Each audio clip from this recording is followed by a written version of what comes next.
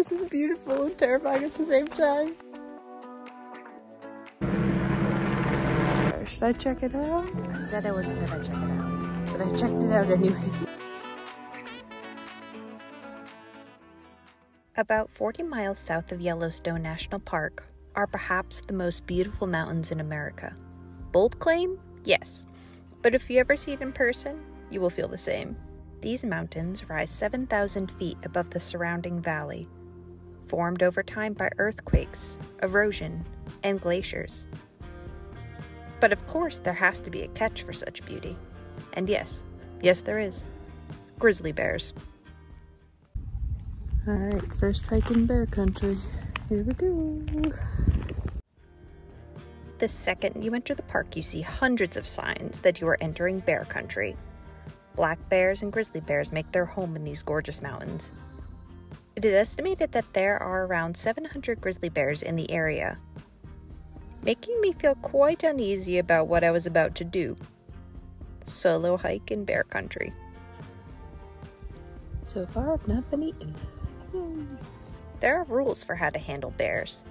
One of the rules being not to hike alone in case of an encounter. Bears have a great sense of hearing, so conversation is a great deterrent. Bears do not have an interest in humans themselves, which is why conversation will keep them away. However, they are interested in our food. This is why it's important to refrain from carrying food, unless you have a bear-safe container, but also fragrance that will attract a bear.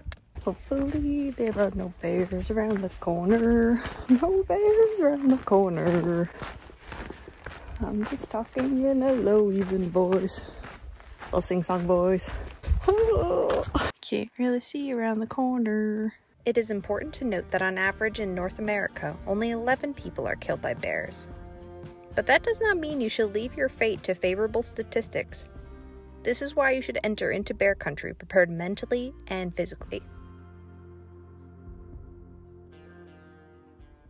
I'm still talking to myself like a weirdo, because I don't want any bears to hear me. That's a chipmunk. I want bears to hear me.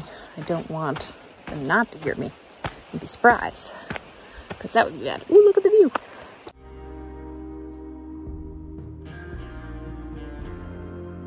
Bears typically only attack to protect their food, cubs, or space. This is why you should never go between a bear and its food, and never approach a cub no matter how cute they may look. What if the bears actually really like this song and then they come running for it? Maybe I should sing a little bit deeper. Oh gosh, this is beautiful and terrifying at the same time. I haven't seen any bear poo yet.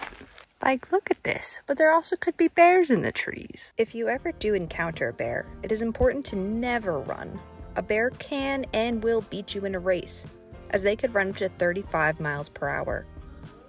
Running also will encourage a chase response, and you want to encourage the bear to get away from you, not run towards you.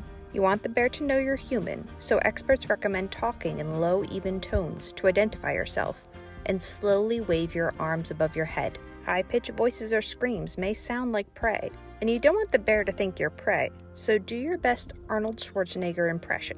The important thing is to remain calm, which I don't know how that's possible if you see a bear, but I guess appearing calm is the important part, while secretly freaking out on the inside. But you also want to make yourself look bigger by slowly moving to higher ground or raising your backpack above your head.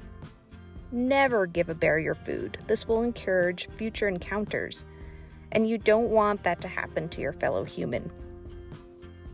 Make sure to read about how to deal with an attack on the National Park website. There's different ways to handle a grizzly bear attack and a black bear attack, and knowing the difference could save your life. I will leave the link in the description below if you are interested. We're back in the scary forest, where you can't see around the corner, but you hope there's not a bear. No. I see tracks. Looks like a horse track. Are horses allowed on here? The pine does smell incredible though. I'm just talking to you guys because I'm tired of talking to myself. This is actually really pretty though. Oh look, you can see the lake again. Now, my first day in Grand Teton National Park, I decided to do the String Lake Loop Trail, which is only about 4 miles with little elevation gain. It is also a quite popular trail, which made me feel more comfortable hiking alone because I was passing a lot of people throughout the hike. Teton National Forest is right next to the national park, where you can disperse camp for free. The site I found was pretty popular, so I put up shades for privacy. Found this free campsite like 10 miles outside of Bridger Teton National Park in the forest here, the National Forest. They do dispersed camping, and the view is, well, unmatched. But I had an amazing view of the sun setting behind the Grand Teton Mountains that made my heart melt.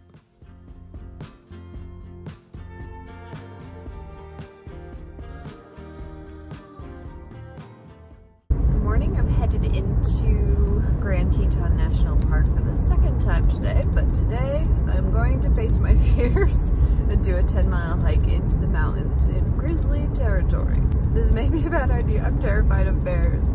So the plan is, because you're not supposed to hike alone in the area, the plan is to wait by the trailhead until a group goes and then follow closely behind them, but not suspiciously close.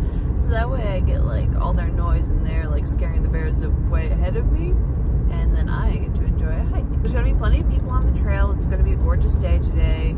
It's a pretty popular trail, so I'll be fine. Sunrise at the Grand Tetons is definitely worth waking up for, as the sun casts pink and oranges on the gray mountains, and the early morning sun breaking through the forest was breathtaking as I began my hike. So far the plan's worked. I'm hiking a little bit behind this couple. This guy's coughing a lot, so he's making lots of noise. Still scary. The second day I decided to do the Surprise Lake and Amphitheater Lake Trail, which is a 10-mile out and back hike gaining around 3,000 feet in elevation. This hike leads you up into the Tetons to two gorgeous crystal clear lakes formed by glaciers. This is kind of a genius plan. This guy's like coughing up a lung. The whole forest hears him. So I think I'll be pretty good. Good thinking. Also, I've only done like 500 feet in elevation, but I'm either really out of shape or not used to the heightened elevation we're at right now. Whew.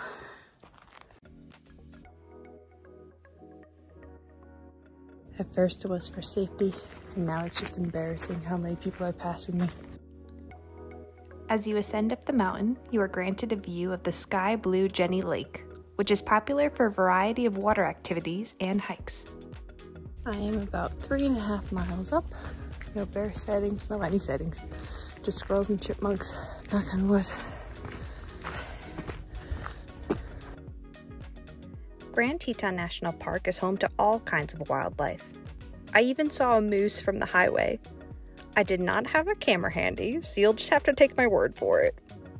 It was right at sunrise, and there was a mist covering an empty field, and this majestic male moose walking across an open field. It was honestly magical. You would not believe the amount of spider webs I've walked through. I must be covered.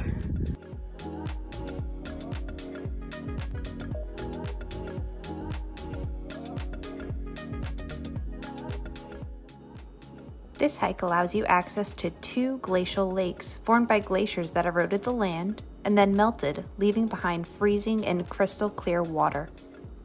Glaciers are a key part of the Grand Teton ecosystem, as the cold water is necessary for different fish species, and the melting glaciers provide life-sustaining water downstream. No one's up here too. It's pretty great. The glaciers have been consistently melting since the 1800s, with a brief period in the 1970s where the glaciers actually grew. Scientists predict that these glaciers will all eventually melt, but they still don't know at what rate this will happen. Could be 10 years, could be 100 years.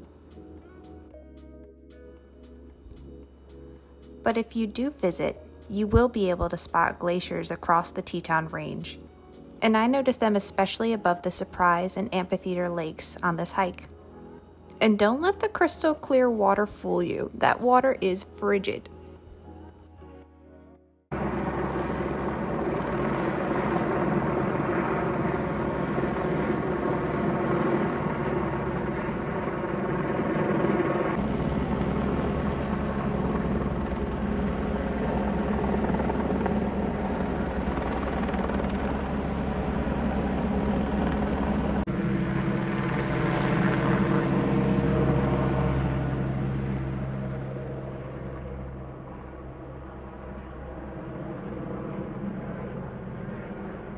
I wonder what they just dropped off. Looks like they unhooked a package of some kind over there. Should I check it out? No.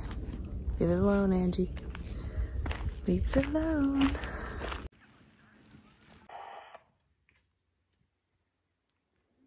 Looks like they had climbing gear on of some kind. I don't know exactly what they're doing. Saw a bunch of poles and stuff. Oh, I don't know. Pretty cool that I got to see that though. I said I wasn't gonna check it out, but I checked it out anyways. And now back down to the bottom.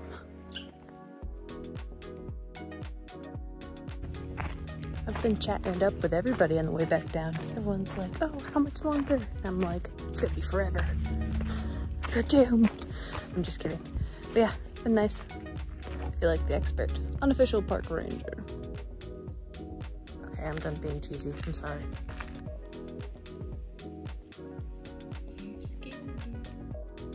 My time at Grand Tetons was absolutely perfect, from the gorgeous weather to the sunset views, and most importantly, the lack of bears. I could not have asked for a better experience in the most beautiful place in America. I'm gonna do it.